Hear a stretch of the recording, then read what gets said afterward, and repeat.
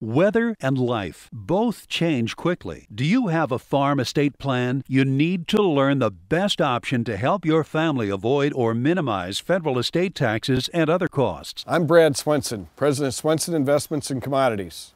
We work confidentially with farmers, ranchers, and advisors to help develop the best farm estate plan.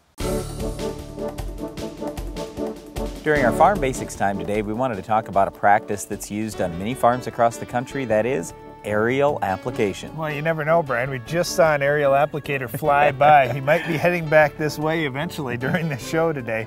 But it is very important. You know, when you get beans that are big, like this field that we're standing by, this field actually just got sprayed recently, and you think about that, wow, when you're going through these great big beans and they're kind of tangly together and they're all, you know, intertwined through the rows, how do you ever drive through that? And for most guys, they say, you know, I'm not even going to try. I'm just going to hire in the plane, and that guy will do a good job for me. Well, on our own farm this year, not only did we have to spray some big soybeans with a plane, we also sprayed some corn that was about 10 feet tall with a plane, and we had to spray another soybean field real early in the year when it was just too wet. We could not drive out there for a period of 3 weeks, and the weeds kept growing and growing and growing, and it doesn't happen very often where we have to have aerial application, but this year at 3 totally different stages in 2 different crops, we had to have the plane out. We needed that. And I feel fortunate here in our country, we can call the plane. When Darren and I were recently in Europe, we found out,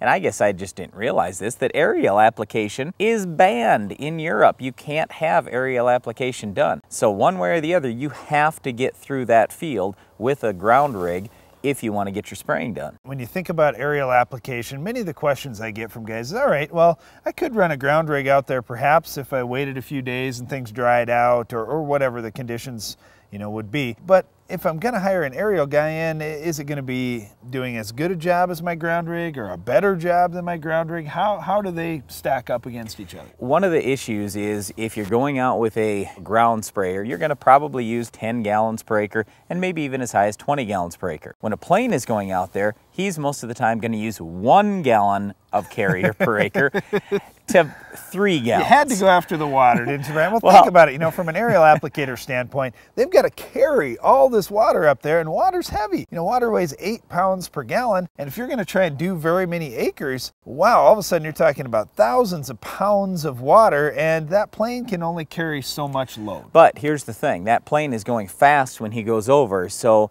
just that downdraft that he creates, it forces all that spray that he does have down into the crop, and usually we get pretty decent coverage, even though it might be 1 or 3 gallons per acre, but that is a concern. So I get a little bit worried about that. Personally, I don't think you'll do quite as good a job with an aerial application, but it will probably be pretty close. Well, you can't drive into the corners, and like here, we're along a tree belt, and you think about if you're along power lines or a tree belt or something like that, it's tough to get into the very corner. So yes, that's where I would say, you know, the aerial applicator may have a tough time doing as good a job as a ground rig. However, out of the middle of the field, especially when you're spraying for things like bugs, or maybe you're spraying some fungicide on, they're going to do a really nice job because they've got all that pressure and they've got fine little droplets, and it seems to do a great job pushing it down into the canopy, probably even a little bit better than what the ground rig does. So there are some advantages for the aerial applicator as well. I wouldn't say one is always better than the other. I think there's some things that are good and some things that aren't as good. Yeah, I could definitely see that. The biggest reason why we don't use aerial application all the time on our farm, though, is not because of performance or, you know, not getting the performance that we want. It all has to do with money. And basically, if we're going to have a plane come out, it's probably going to cost us in the range of $7 to $9 per acre just for the application, besides the cost of whatever the treatment was, whereas we can do it ourselves for $1 or $2 an acre. So if you start multiplying that out over a lot of acres, it is quite a few dollars. It definitely costs some money, but you know what? You mentioned some of those times where, hey, if we didn't call in that aerial applicator, we'd be giving up yield. And if you lose 1 bushel of corn, or if you lose a half a bushel of soybeans, or a bushel of wheat, it paid for itself right there. So it's important to get things done timely. You know, for some guys that maybe can't get over the acres, they've got a large farm, or if we've got some weather difficulties or something else, it really does pay to have those aerial applicators around. One of the nicest things, though, for aerial applicators now is GPS. So just like with ground sprayers and everything else we do on the farm, we can follow with GPS, so spraying can be done more precisely. So thanks to GPS, aerial application and all forms of ag chemical application are done more accurately and just flat out better than what they used to be. Well, don't you feel sorry for the weeds, Brian? They just don't stand a chance anymore. Things like our Weed of the Week.